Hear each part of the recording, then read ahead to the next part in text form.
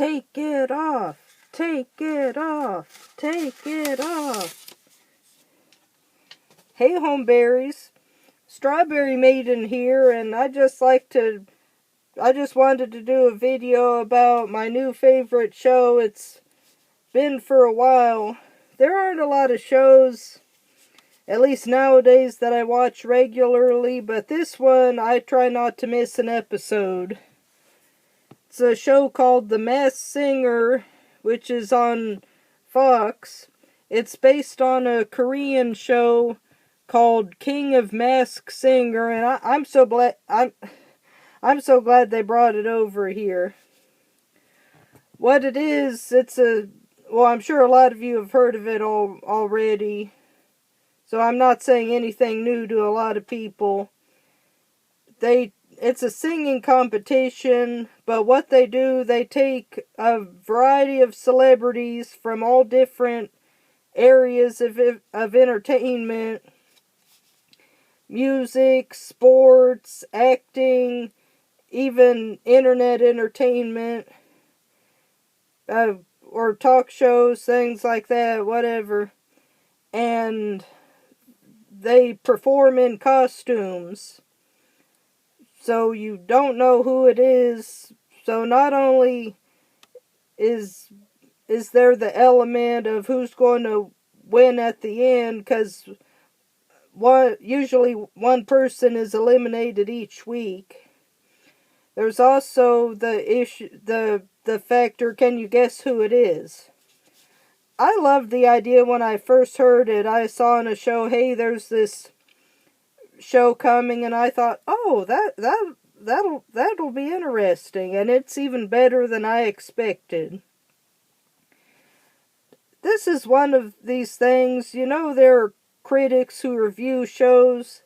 They're supposed to be impartial, but I think some critics will trash something just to seem elitist. Elitists, they stand up over everybody like, oh, I'm so much better. Don't be an elitist.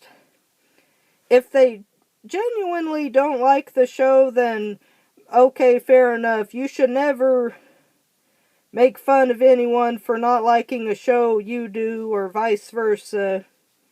People can feel however they want to about a show. For the critics who trash the show just to sound uppity, just to be uppity, though, it makes it even sweeter that the show is so successful. You know what I mean? Oh, this show is stupid, and then it becomes a big hit. So that's just me, though. I'm sure we've all had something that other people think is stupid, and we think it's great. So right now it's on its third season. In the first season, I was pretty good at guessing them, because they give clues. By the way, I'll be giving spoilers about some of the identities, so if you want to go in unspoiled, you can turn the video off now.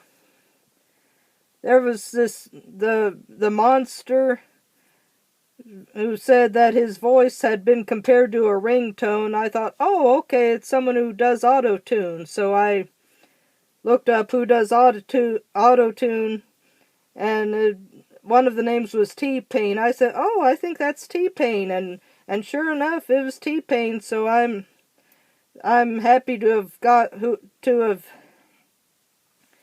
guessed the ones I did. It's fun to do that, but even if you get it wrong, it's still fun to see who it is. You can see either how close you got, or, oh, it was really so-and-so, I never would have guessed. So there was one person I realized who she was, and it was someone I didn't like. Like, no, I like your siblings, but I don't like you. So, on the opposite end, the first season had a performer, one of my favorite performers, and she made it to the top 3. The great Gladys Knight, the soul and R&B singer who was with the Pips. So after she was unmasked, she performed one last time, and it was just, it's a small thing, but it's just great to see the people watching and to see her get respect and love, because you always want the celebrities you like to get acclaim and be viewed favorably. So that was great.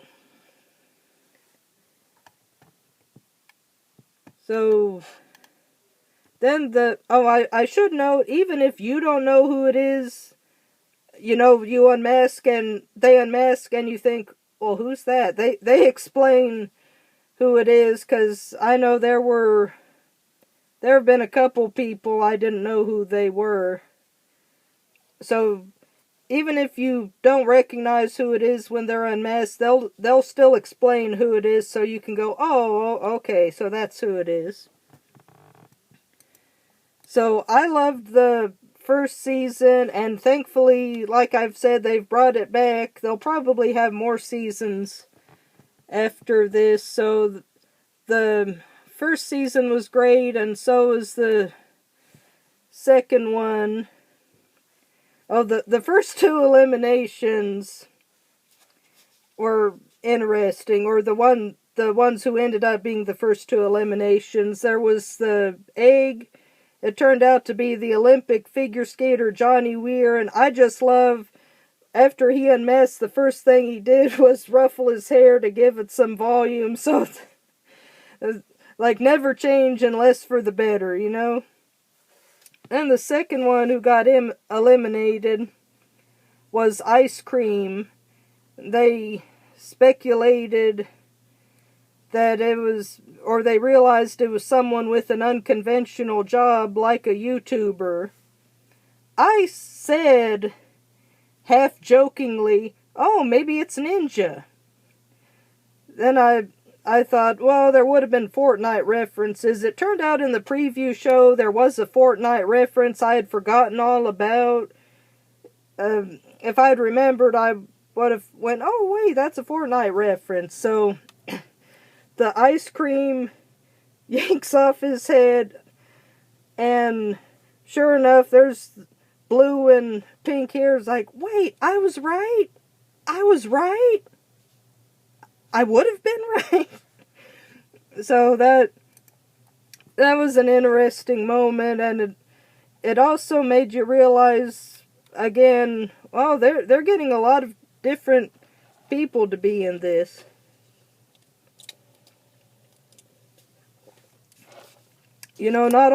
Not just singers and actors and athletes. The next week they had the panda. My aunt said, oh, I know who that is. That's Layla Ali. I recognize the voice. And sure enough, it was. So that was a cool moment. It's always cool when you're able to figure out who it is. A couple weeks later, they had the skeleton.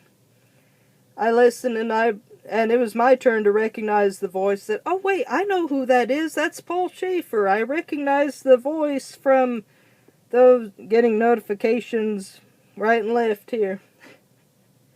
At least I'll have entertaining things to watch.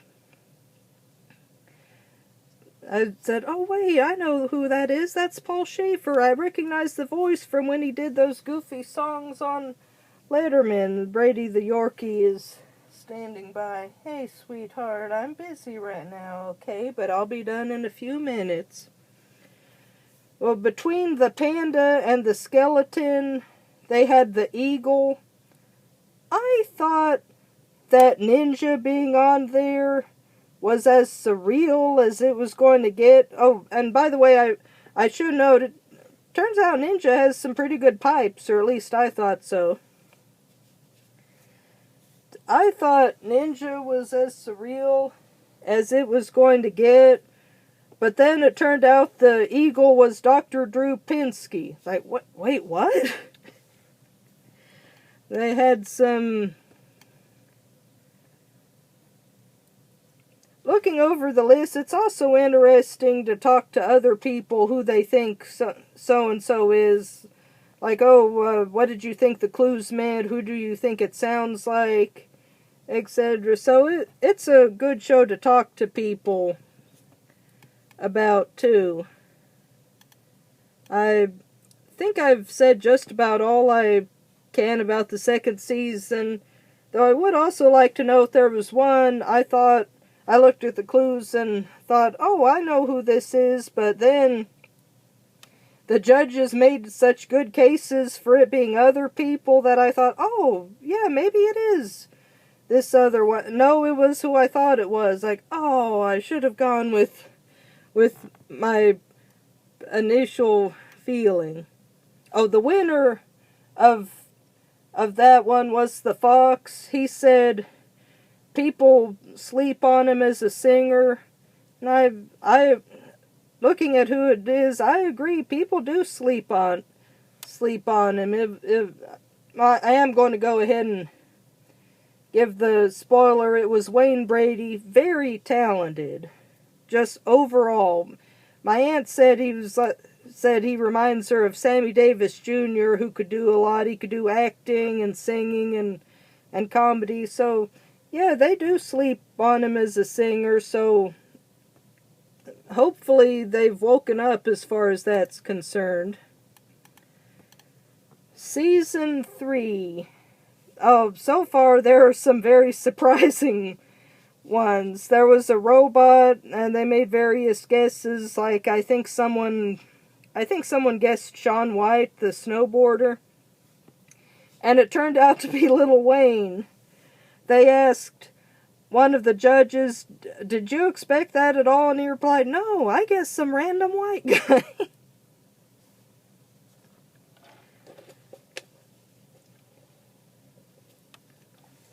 Last week, though, they had...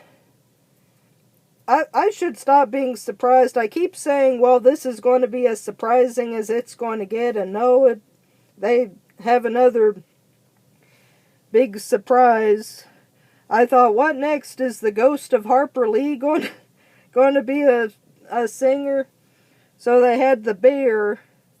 They advertised, oh, it's going to be shocking, and sure enough, it was. The bear did a slightly altered version of Baby Got Back by Sir Mix-a-Lot. Well, she got eliminated and they unmasked, and I was gobsmacked, like, what? It was Sarah Palin, the former governor of Alaska. So now I'm not a fan of hers, but she said something great. She said, you know, she was talking about the show being fun, and she had fun with it, and she said, this is what the country needs right now, and I agree, yes, we do need a show that's just goofy and fun and interesting, like The Masked Singer. You know, they talk about all these dramas and such. Overhyped dramas are a dime a dozen. Bad sitcoms are a dime a dozen. Shows trying to be really deep and profound and failing are a dime a dozen. This is something special. Again, if it's not your thing, then that's fine. I'm certainly not going to criticize anyone for not liking a show I do, because I know what it's like to get insulted for not liking a show that other people do. What makes it really bad is when someone rags on you for not watching a show, and then later they pretend like they were never interested in the show. Do you need me to get that? Okay. Have a blessed day, everybody.